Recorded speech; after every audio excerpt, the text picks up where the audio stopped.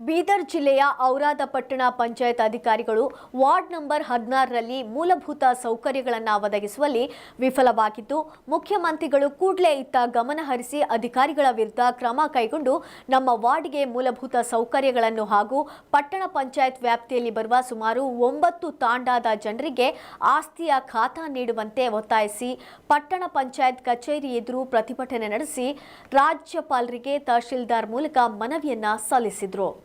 ನಿವಾಸಿಗಳಾದಂಥ ಭೀಮರಾವ್ ಪವಾರ್, ಅನಿಲ್ ರಾಠೋಡ್, ಸಂಜು ಜಾಧವ, ರಾಜು ಹಾಗೂ ನೂರಾರು ನಿವಾಸಿಗಳು ಉಪಸ್ಥಿತರಿದ್ದರು.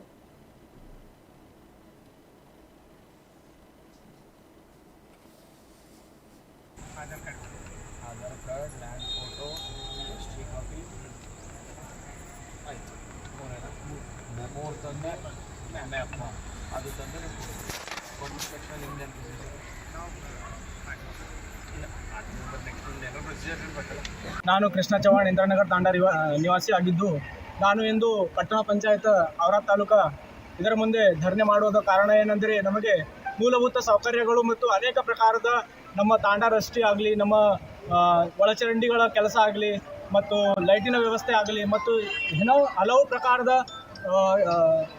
ಸೌಕರ್ಯಗಳನ್ನು ನಮಗೆ ಸರ್ಕಾರದಿಂದ ಸಿಗ್ತಾ ಇಲ್ಲ. ಅದಕ್ಕೆ ನಾವು ಇಂದು ಇಲ್ಲಿ 18 ಆಗಸ್ಟ್ 2025ರಂದು ಇಲ್ಲಿ ನಾವು ಧರಣಿಯನ್ನು ಮಾಡ್ತಾ ಇದ್ದೇವೆ. ನಾವು ಇಲ್ಲಿ ನಮಗೆ ಎಲ್ಲಿವರೆಗೆ ನ್ಯಾಯ ಸಿಗಲ್ಲ ಅಲ್ಲಿವರೆಗೆ ನಾವು ಇಲ್ಲೇ ಉಪವಾಸವಾಗಿ ಕುಂತು ನಾವು ನಮ್ಮ ಹಕ್ಕನ್ನು ಪಡೆಯುತ್ತೇವೆ.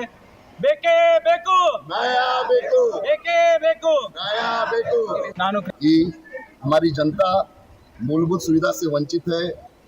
ये सुविधा और तांडे का मालकाना हक कई पीढ़ियों से हमें नहीं मिल रहा है।